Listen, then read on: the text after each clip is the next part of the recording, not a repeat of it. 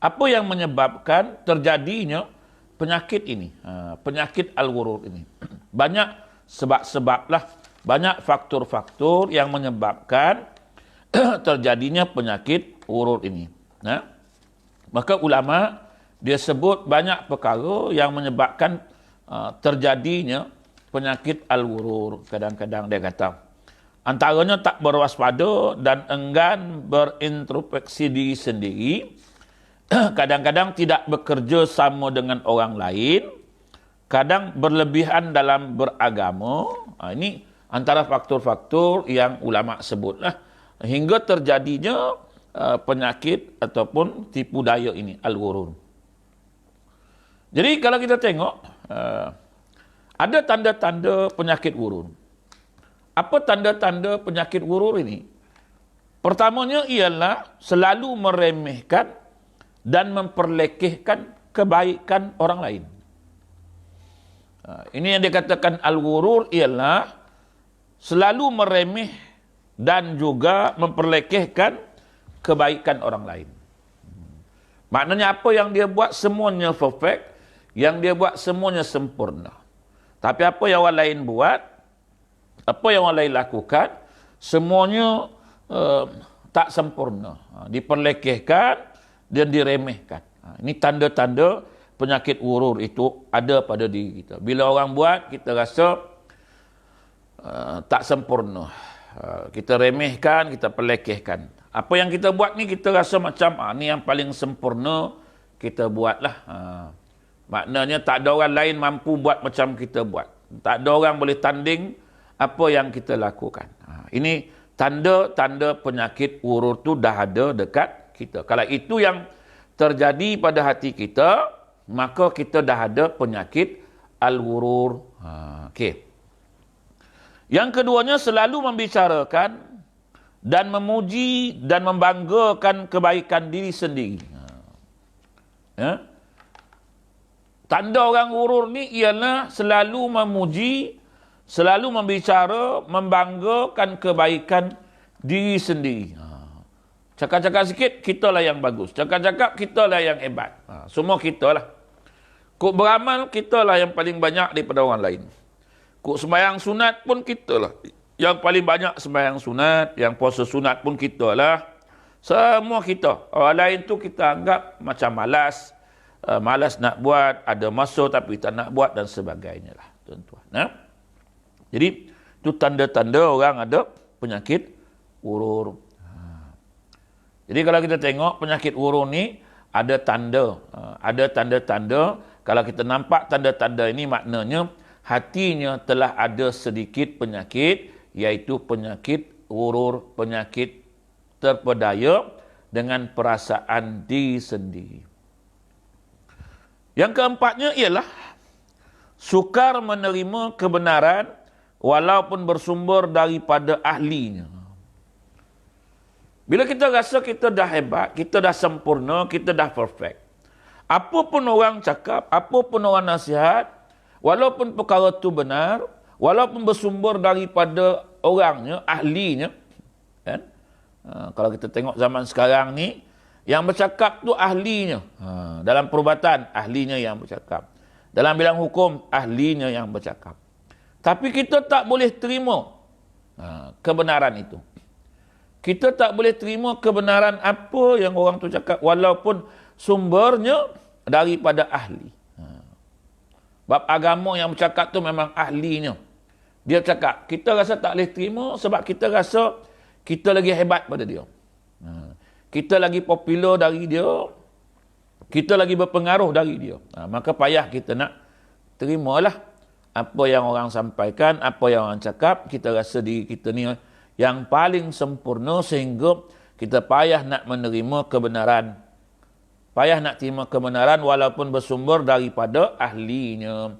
Ini adalah tanda-tanda orang ada penyakit ghurur. Tanda-tanda orang ada penyakit ghurur. Sebab apa dia timbul penyakit-penyakit ni? Sebab rasa diri sempurna, rasa diri lebih hebat, rasa diri lebih berpengaruh dan sebagainya. Maknanya apapun kebenaran yang orang sampai, apa pun yang orang cakap, kita tak boleh nak terima sebab kita dah ada penyakit ini. Fi qulubihim maradun. Maknanya dalam hati kita tu dah ada penyakit urur. Ini beratnya penyakit urur. Pasal itu, bila kita dah tahu definisi urur, maka kita kena tengok pula tanda-tandanya. Dah ada tanda-tanda, dah tahu tanda-tanda. Simptom-simptom dah ada. Maknanya, bagaimana kita nak merawat dia?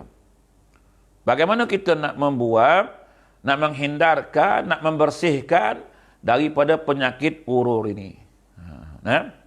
Setelah kita dah tahu penyakit, setelah kita tahu tanda, ada bukti-bukti mengatakan kita ni ada penyakit itu, maka takkanlah kita nak membiarkan sahaja penyakit ni.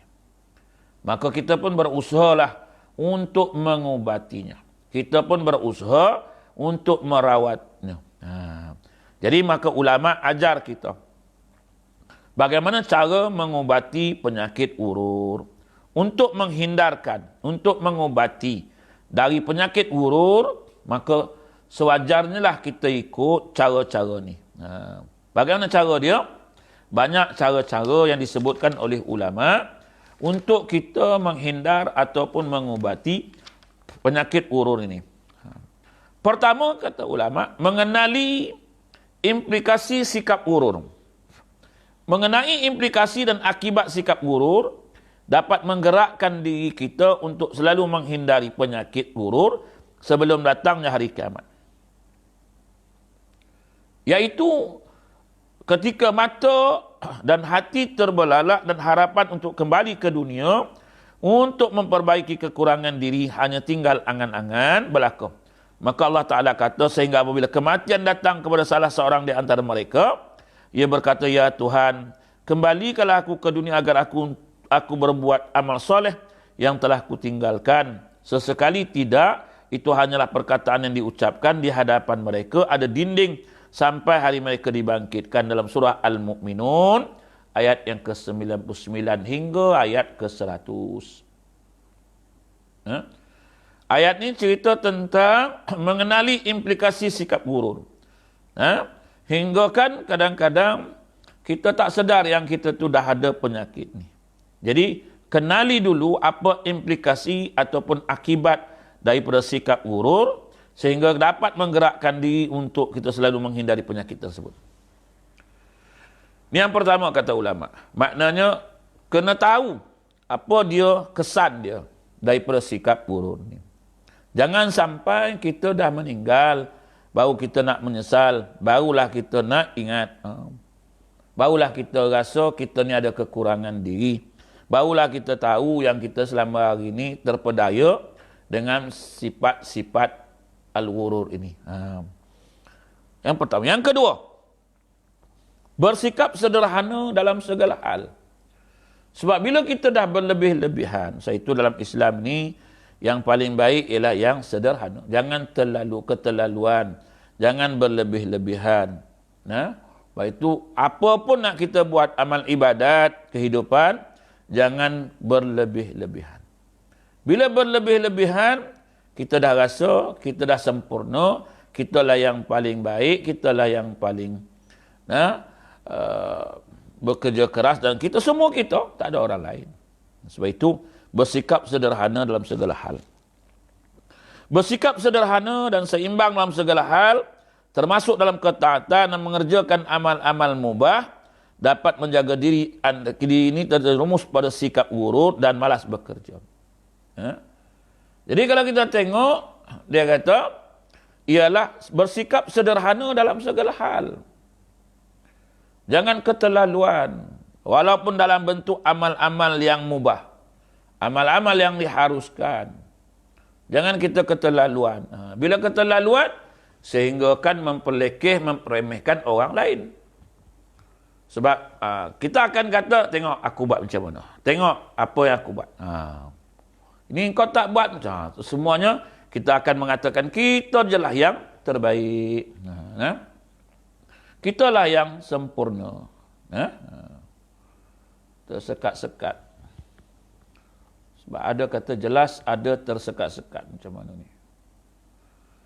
Ha?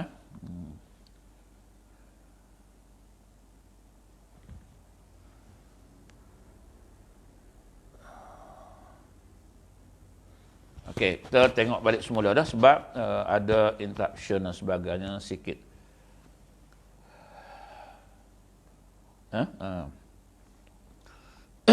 Mungkin line tak apa clear, line tak cantik. Okey, sebab saya sekarang ni berada di Batu Pahat, bukan di Kuala Lumpur sekarang ni, saya ada di Batu Pahat. So, mungkin line kat sini tak berapa cantik dan sebagainya. Okey. Kita tengok balik semula. Kalau apa-apa, bagi komen. Yang ketiganya, pasal apa, macam mana kita nak mengubatinya, ialah sentiasa mengingat kurnia Allah Subhanahu wa Ta'ala. Sentiasa mengingati akan semua yang kita perolehi hari ini, ialah atas kurnia Allah Subhanahu wa Ta'ala.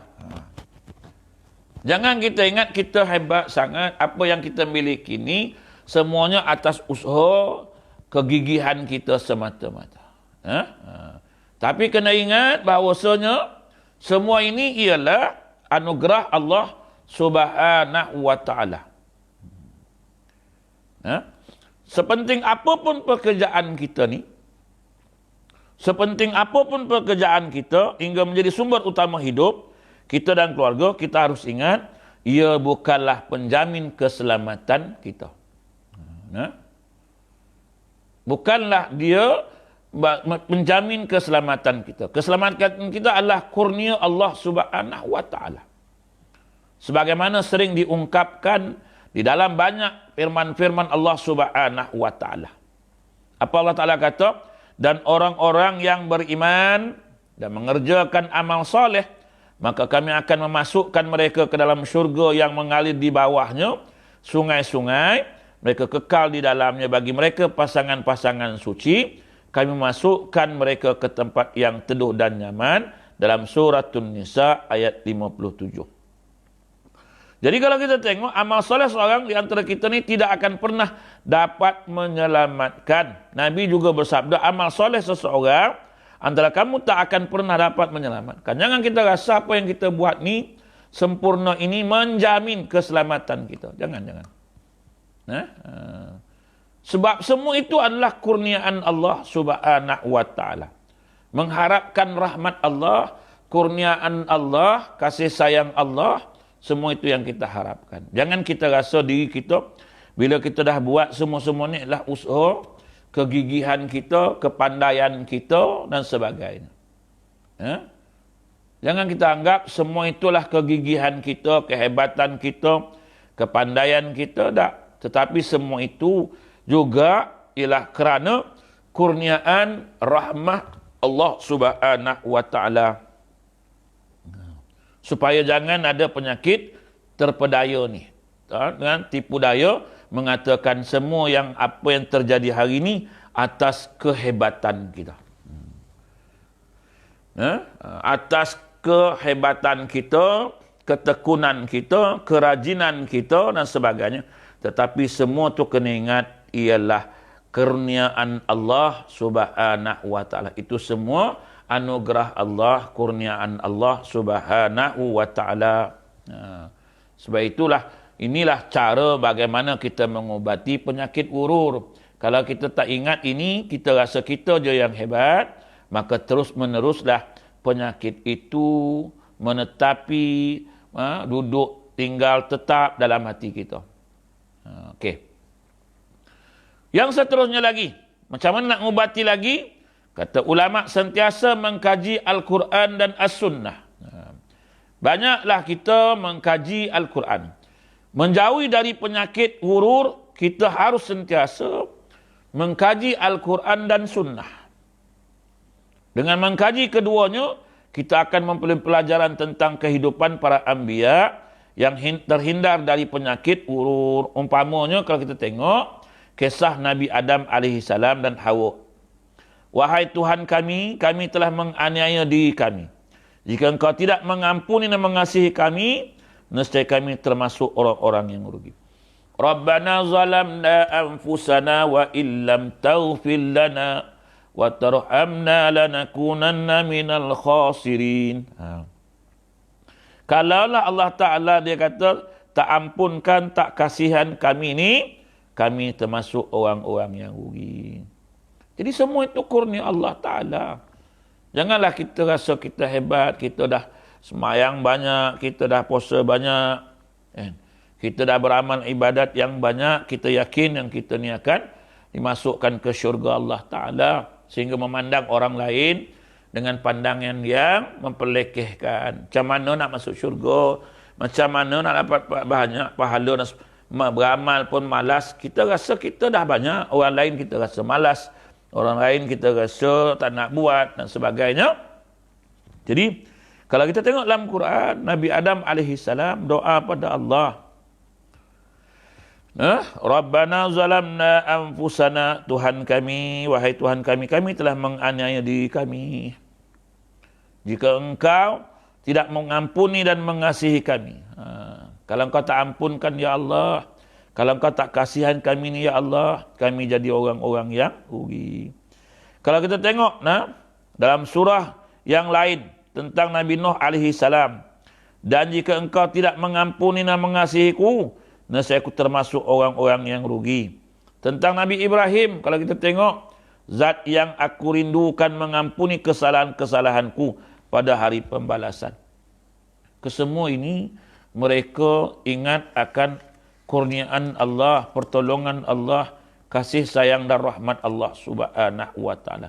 Bukanlah hanya sekadar dia mengatakan ni semua atas kebaikan yang kami lakukan, kebajikan yang kami buat ya Allah, tak, tetapi masih mengharapkan sedar dirilah apa yang kita buat ni tak pun menjamin kehidupan kita di akhirat nanti, melainkan kita mengharapkan rahmat kasih sayang Allah Subhanahu wa taala. Kita mengharapkan kasih sayang, kita mengharapkan rahmat Allah Subhanahu wa taala.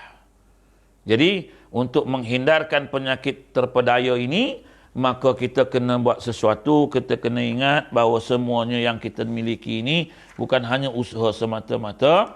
Kita mendapat kurniaan Allah. Dengan bagaimana kita dapat tahu? Kita baca Quran, kita baca hadis Nabi SAW. Quran dan Sunnah banyak menceritakan para Nabi, tentang Nabi SAW, Nabi-Nabi yang sebelum ini, bagaimana mereka mengharapkan kurniaan Allah Subhanahu wa taala, bukan hanya mengatakan usaha mereka. Berdakwah sekian lama, ramai tak ramai pun mengharapkan Allah Ta'ala bagi petunjuk dan sebagainya. Jadi, supaya tidak datang penyakit terpedaya dengan diri sendiri al-wurur. Kemudian, yang kelima yang seterusnya, memahami kisah hidup salafus salih. Bagaimana nak mengubati penyakit wurur ni? Kita kena banyak tahu tentang memahami kisah-kisah teladan yang dipraktikkan oleh salafus soleh. Di mana mereka lah orang-orang yang banyak melakukan kebaikan, menjaga kejujuran dan keikhlasan, serta tidak terlalu mempergantungkan amal-amalnya. Bahkan setiap saat mereka merasa khawatir akan dirinya dan memahami kisah-kisah mereka, hati akan tergerak untuk menteladani mereka dan terhindar daripada penyakit wurur. Mereka takut, apa pun yang mereka buat ni, dia tak terlalu mempergantungkan amal-amalnya. Dengan amalnya dia rasa dia selamat dan sebagainya. Kalau dah kita rasa apa yang kita buat ni boleh menyelamatkan kita, kita selamat, maka itulah yang dinamakan terpedaya. Sedangkan Allah Ta'ala kata, kalau nak ikutkan amalan kita ini, tak melayakkan pun untuk kita nak dapat syurga Allah, ganjaran dari Allah Ta'ala. Buat pun tak ingat Allah Ta'ala. Buat pun bukan ingat Allah Subhanahu wa Ta'ala. Kadang buat pun bukanlah 100% kerana Allah Subhanahu wa Ta'ala. Bagaimana mungkin nak dapat semua itu dari Allah Subhanahu wa Ta'ala? Kan? Tetapi Pak Salafus Saleh mengajar kita hari ini kisah-kisah teladan para salafus soleh. Mereka tidak menggantungkan seluruh amal perbuatan mereka itu yang membolehkan mereka dapat ganjaran dari Allah Subhanahu wa taala. Jadi Kita kena memahami, kalau kita tengok kisah-kisah hidup, antaranya kisah hidup Abu Bakar As-Siddiq, di mana pendamping Nabi SAW di Gua Hira, dan orang yang paling sempurna keimanannya setelah Nabi, apa dia kata? Seandainya orang tahu siapa aku, nescaya mereka akan melempariku dengan tanah kerana amal-amalku yang kurang baik.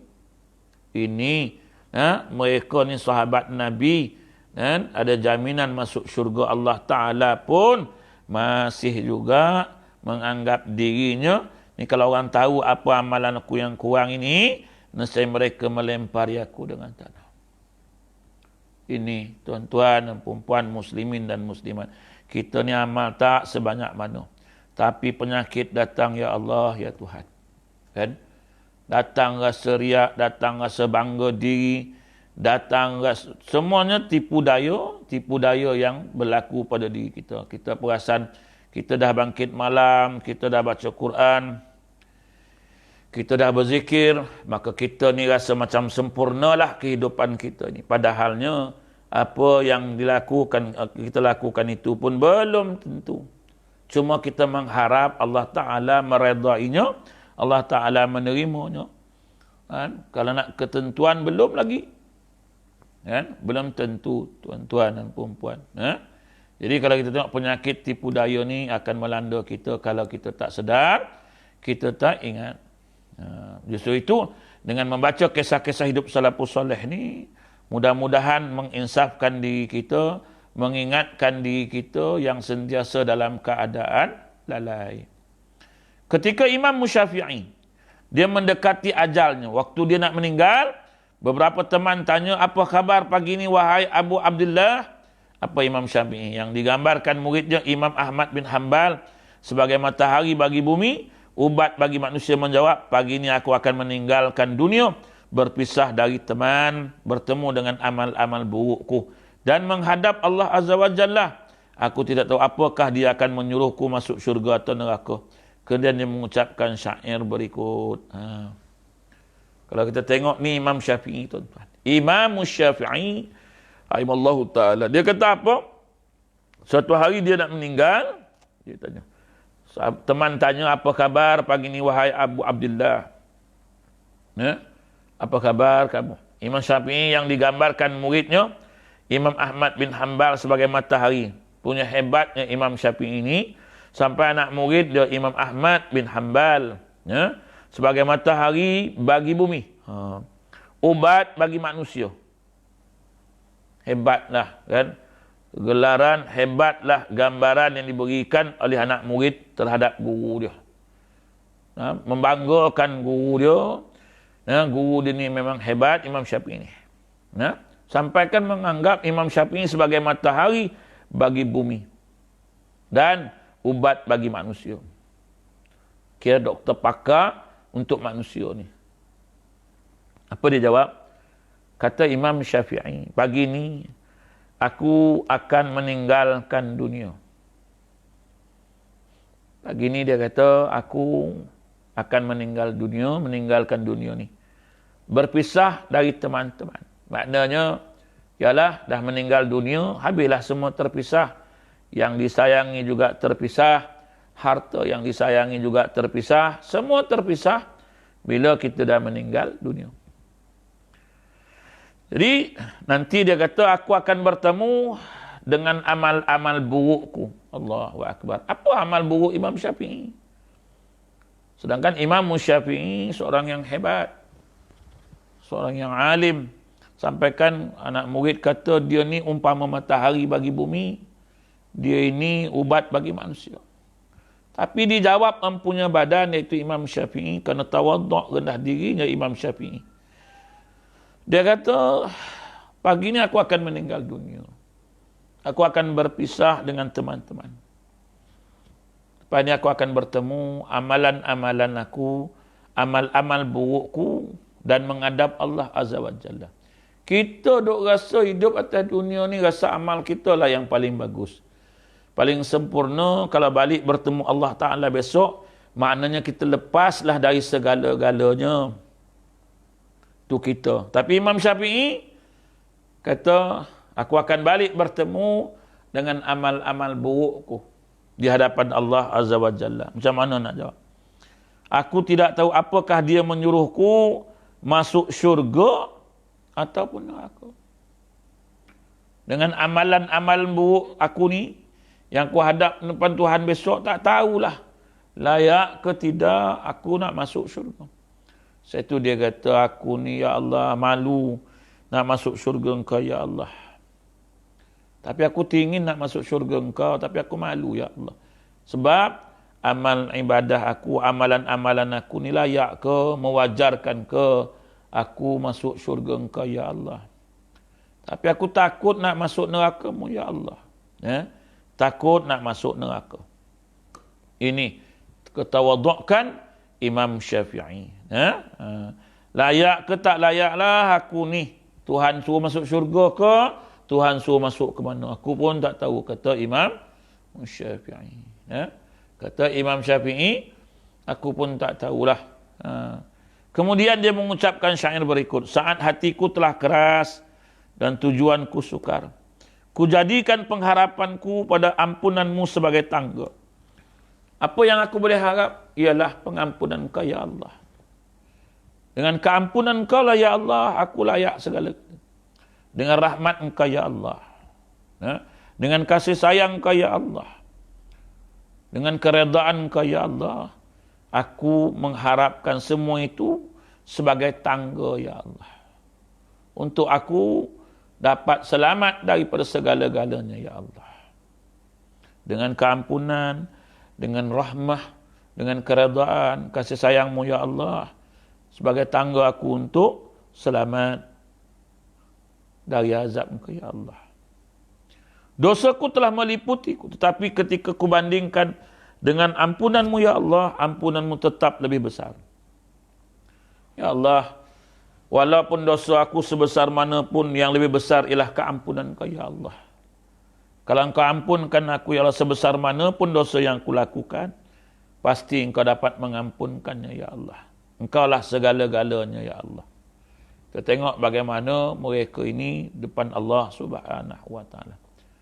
Tak pernah rasa hebat diri dengan bacaan Qurannya, dengan ilmunya, dengan amal ibadahnya yang begitu hebat, tapi di depan Allah Subhanahu wa taala ketawadukkannya sehingga mengatakan, apa yang kami lakoni tak ada apa ya Allah melainkan keampunan, melainkan keredaan, kasih sayang dan rahmat Engkau ya Allah. Ini tuan-tuan, para salafus salih. Kita ni barulah semayang sunat qabliyah ba'diyah itu pun kadang buat, kadang tak buat. Puasa pun baru boleh Senin Khamis. Kadang-kadang semayang kita, puasa kita, amal ibadat kita tak seberapa. Kita rasa kita dah macam orang yang paling mulia lah. Kan? Tengok orang pun lain macam je kita. Kan? Sebab kita rasa diri kita ni dah hebat, kita rasa diri kita ni orang yang paling sempurna. Yang selamatlah kalau mati nanti, kalau meninggal, selamat dari segala-galanya tuan-tuan. Kemudian, kata ulama lagi, menyibukkan diri dengan urusan penting. Menyibukkan diri dengan urusan-urusan yang penting dan mengabaikan permasalahan yang kurang berguna dan tak bermanfaat dapat menghilangkan penyakit huru dalam diri kita. Sebab waktu dan usia kita dapat dimanfaatkan dengan baik. Kita hari ini sibuk dengan urusan orang lain. Kadang-kadang kita sibuk dengan urusan-urusan yang tak penting. Urusan-urusan yang tak ada kena-mengena kita. Kadang-kadang kita saja menyibukkan dengan urusan-urusan yang kurang penting, yang tak penting, yang tak berguna. Sehingga kita lalai, kita leka, kita lupa, kita alfa dan sebagainya, sehingga kan kita bertemu Allah Subhanahu wa taala. Jadi sepatutnya kita ni mestilah menumpukan, menyibukkan, menggunakan masa yang diberikan oleh Allah. Manfaatkan waktu, masa yang dikurniakan oleh Allah. Kita jangan leka dengan urusan-urusan yang tak penting, urusan-urusan yang tak perlu kita lakukan. Tapi kita hari ini sibuk dengan urusan-urusan yang tak penting. Tahulah kadang-kadang banyak urusan-urusan yang larau, urusan-urusan yang tak penting, urusan-urusan yang tak ada kena-mengena pun. Nah, yang kita nak balik bertemu Allah Ta'ala ini tak menginsafkan diri kita pun.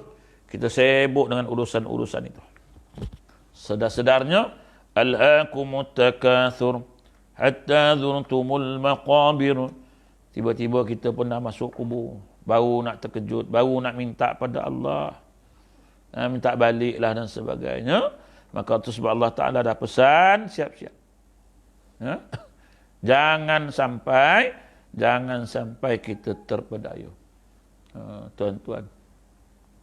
Kemudian, untuk mengobati penyakit gurur ni lagi ialah menjauhi orang yang terjangkit gurur ni. Menjauhi orang-orang yang terjangkit penyakit gurur, memutuskan hubungan dengan mereka, menyertai dengan orang-orang yang bijak yang mengetahui hak-hak Allah Ta'ala, dapat mencegah penyakit gurur dalam diri. Sebab orang yang terjangkit penyakit ini selalu berbuat kejahatan, merasa amalan mereka dapat menjamin keselamatan di akhirat. Sedangkan orang-orang bijak selalu melakukan kebaikan, tetapi tidak mempergantungkan amalan mereka sebagai jaminan keselamatan, kerana khawatir amalan tersebut tidak diterima. Ni, kalau kita tengok, dia kata, cara mengubati penyakit gurur ni ialah menjauhi orang-orang yang terjangkit akan penyakit gurur. Terjangkit dengan penyakit gurur. Iaitu, menjauhi orang terjangkit penyakit gurur, memutuskan hubungan dengan mereka, menyertai dengan orang-orang yang bijak mengetahui hak-hak Allah Ta'ala. Jangan buang masa maksud dia. Jangan campur dengan orang-orang yang suka membuang masa. Banyak buang masa. Banyak mensia-siakan waktu. Sebab itu, Nabi SAW pun sebut, ni'matani maghdunun fihima kathirun minan nas as-sihhatu wal faragh. Dua nikmat manusia sering tertipu, iaitu nikmat waktu sehat dan nikmat waktu lapang. Dua nikmat ini manusia sering sangat tertipu. Nikmat sehat, waktu sehat tak nak buat. Dan waktu muda tak nak buat. Waktu ada tenaga tak nak buat. Leka, lalai, sibuk dengan urusan-urusan yang tak penting pun. Bila dah sakit-sakit, dah tua-tua ni, baru nak teringat buat. Allahu Akbar. Dan juga nikmat waktu lapang. Ada waktu lapang, duduk-duduk, baring-baring, tidur-tidur. Nyembang terus. Kan?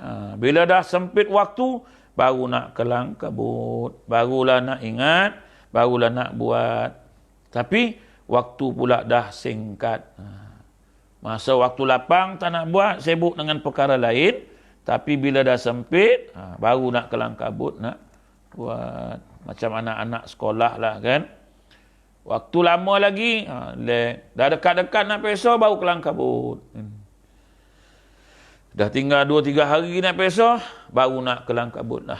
Kita ni dah tua-tua, dah sakit, ni barulah nak kelang kabut. Itu pun Alhamdulillah, masih juga mau ingat kepada Allah Subhanahu wa Ta'ala di saat-saat penghujungnya. Kemudian, terhadap orang bijak, Allah Ta'ala memuji mereka dalam firman dia. Apa Allah Ta'ala puji? Sesungguhnya orang-orang yang berhati-hati kerana takut akan azab Tuhan mereka, mereka bersegera untuk mendapat kebaikan-kebaikan. Dan merekalah orang-orang yang segera memperolehinya. Dalam surah Al-Mu'minun, ayat 57 hingga ayat 61. Orang bijak ni kata Allah, ialah orang yang berhati-hati. Pasal apa berhati-hati? Kerana takut akan azab Allah Ta'ala. Ya, kita akan balik bertemu Allah. Dan di hadapan Allah Ta'ala nanti, tak dibenarkan kita berkata-kata lagi. Al-yawma nakhtimu ala afwahihim wa tukallimuna aydihim wa tashhadu arjuluhum bima kanu yaksibun.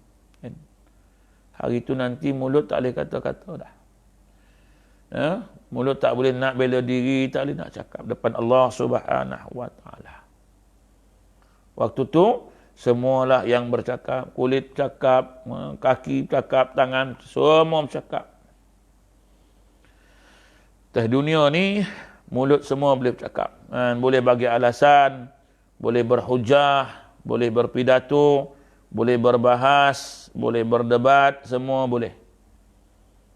Allah biarkan saja kita menggunakan sewenang-wenangnya nikmat Allah Ta'ala untuk berbahas, untuk menjawab, untuk berbalah, untuk semua tuan-tuan. Untuk memberikan alasan dan sebagainya. Di hadapan Allah nanti Allah Ta'ala kata, cukup hari ini, al-yawma nakhtimu ala afwahihim wa tukallimuna aydihim wa tashhadu arjuluhum bima kanu yaksibun. Apa yang kau buat ni, kaki jadi saksi, tangan semuanya akan menjadi saksi. Mulut pada hari itu ditutup, dimeteri oleh Allah Subhanahu wa Ta'ala. Waktu tu baru kita nak menyesal. Waktu tu baru kita nak rasa menyesal. Yaumul has, hari penyesalan. Menyesal pasal apalah di dunia dulu. Pasal apalah aku di dunia sibuk dengan urusan-urusan lain, sehingga aku tak sibuk urusan-urusan dengan Allah Ta'ala. Ya? Yang seterusnya, muhasabah dan melatih diri. Orang penyakit urun ni, dia kena muhasabah, melatih diri secara bertahap, dapat membantu menghilangkan penyakit urun dan sikap-sikap tercela. Nabi SAW bersabda, orang yang cerdik adalah orang yang mampu mengawal dirinya dan menyiapkan diri untuk menghadapi hidup setelah mati. Ya? Hidup setelah mati bila? Bila Allah Ta'ala sekali hidup, lepas itu mati, kemudian dibangkitkan semula oleh Allah Ta'ala. Ya? Jadi Allah Ta'ala kata, nanti kamu setelah dimatikan, kamu dihidupkan. Dihidupkan kembali untuk menjalani proses perbicaraan di hadapan Allah Subhanahu wa Ta'ala. Ya? Untuk menjalani proses soal jawab, penghakiman, penghitungan, pengiraan di hadapan Allah Ta'ala semasa kita hidup atas muka bumi. Jadi kita kena muhasabah diri, kita kena menginsafi semua ini. Yang kita ni besok, setelah dimatikan kembali, kemudian dihidupkan kembali. Yuhyi wa yumit, summa yuhyi, kemudian dihidupkan kembali. Kan? Hidup, mati, kemudian hidup semula. Jadi, besok ni kita akan berhadapan dengan Allah Subhanahu wa Ta'ala. Ya, hari dihimpunkan itu, masing-masing nafsi-nafsi hidup dengan diri masing-masing. Tak memperduli, tak mengesahkan orang lain. Kita di hadapan Allah Ta'ala nanti akan beri pertanggungjawabkan semua yang kita lakukan. Jadi kalau kita tengok, kenalah muhasabah diri. Ya? Kena hidup, ini sentiasa muhasabah diri. Orang yang lemah adalah orang yang mengikuti hawa nafsunya dan banyak berangan-angan. Hadis riwayat Ibnu Majah. Kemudian, yang ke-9, yang seterusnya ialah bergaullah dengan orang-orang yang ikhlas. Untuk menghilangkan penyakit urut, kita sebaiknya sering bergaul dengan orang-orang yang ikhlas dalam beramal di jalan Allah. Bergaul dengan mereka memberikan peluang bagi kita untuk mendapat pelajaran dan nasihat yang baik-baik. Bergaul ni pun ada syarat-syaratnya. Kan? Sebab itu, dalam kita disebutkan bergaullah dengan orang-orang yang baik-baik. Orang yang sentiasa mendampingkan diri kepada Allah. Orang yang sentiasa beramal dengan ikhlas hanya semata-mata kerana Allah Subhanahu wa Ta'ala. Supaya kita tak tertipu dengan diri kita sendirilah. Yang seterusnya, mengabaikan keinginan nak jadi ketua, nak jadi pemimpin. Kadang-kadang bila kita rasa kita ni hebat, kita lah yang layak nak jadi ketua, kita lah yang layak nak jadi pemimpin. Sampai memiliki ilmu yang cukup dan pengalaman yang memadai, dapat membebaskan diri kita dari cengkaman penyakit urut. Dalam keadaan ini, kita akan terbimbing untuk menemukan kembali fitrah kesucian diri kita. Mengabaikan keinginan nak jadi pemimpin untuk sementara. Kan?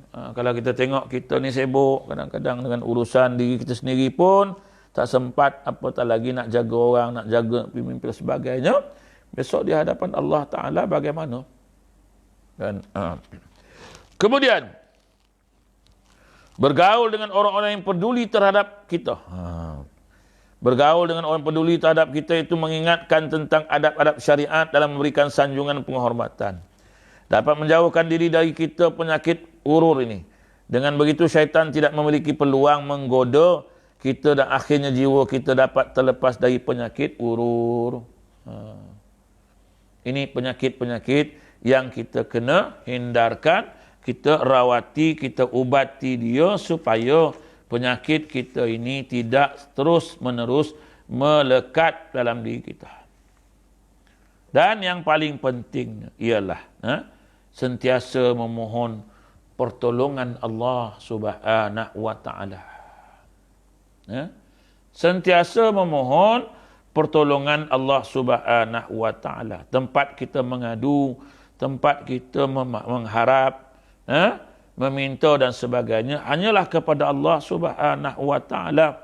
Mudah-mudahan Allah Subhanahu wa taala menghindarkan kita dari penyakit urur dan merawat kita, membersihkan hati kita daripada penyakit ini.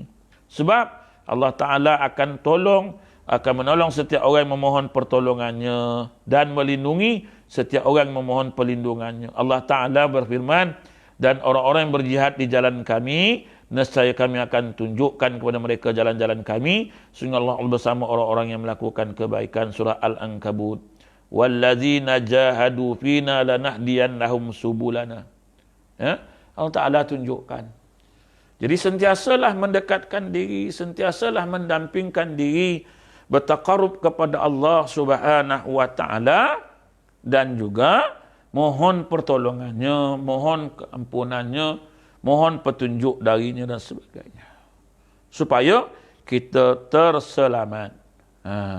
Sebab ini paling penting tuan-tuan ialah mengharapkan pertolongan Allah. Maka sentiasalah kita bermohon kepada Allah Azza wa Jalla untuk melindungi kita, hati kita ni dari penyakit tipu daya dan sebagainya. Penyakit-penyakit mazmumah.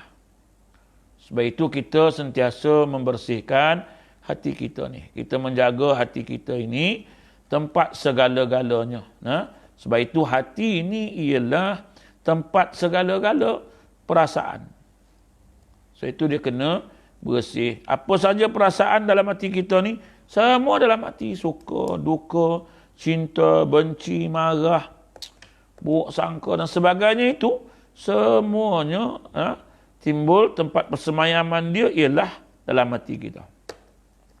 So itu kita sentiasa setiap saat, setiap detik, setiap waktu kita mesti berazam kuat agar hati kita bersih, tak ternoda, sehingga kan terhindar dari penyakit-penyakit mazmumah, penyakit-penyakit yang buruk, yang Allah Ta'ala tak suka, yang Allah Ta'ala benci. Maka itu sebab kita sentiasa berzikir pada Allah, sentiasa baca Quran. Sebab apa? Sebab nak membersihkan hati, nak melembutkan hati, nak melenangkan hati, dan sentiasa ingat akan Allah Subhanahu wa Ta'ala sambil berdiri, duduk, berjalan. Ingat Allah, allazina yazkuruna Allah qiyaman wa qu'udan wa ala junubihim wa yatafakkaruna fi khalqis samawati wal ard. Allah Ta'ala suruh kita ingat Allah Ta'ala ini sambil berdiri, duduk, berjalan, baring dan sebagainya. Sehingga kan Allah Ta'ala kata, lihatlah ciptaan langit dan bumi ini, alam ini pun, sehingga kamu ingat sentiasa kepada aku, mohon keampunan aku, mohon rahmat aku, pertolongan aku, kata Allah Subhanahu wa Ta'ala. Maka tuan-tuan, marilah kita sama-sama menjaga hati kita, sentiasa membersihkan jiwa kita dari sebarang kekotoran. Mudah-mudahan hati yang bersih, hati yang suci ini akan menempatkan sifat-sifat mahmudah, sifat-sifat terpuji, sifat-sifat yang baik. Mudah-mudahan Allah Ta'ala mengampunkan kita, mudah-mudahan Allah merahmati kita, meredai kita, memberikan rahmat kasih sayangnya kepada kita, insya-Allah, mudah-mudahan. Jadi tuan-tuan, marilah sama-sama kita memelihara hati kita, membersihkan setiap waktu, setiap saat, menjaga hati kita daripada sebarang titik-titik hitam yang boleh mengotori jiwa kita, tuan-tuan. Jadi tuan-tuan, itulah yang dapat saya sampaikan pada pagi ini untuk kita berkongsi bersama.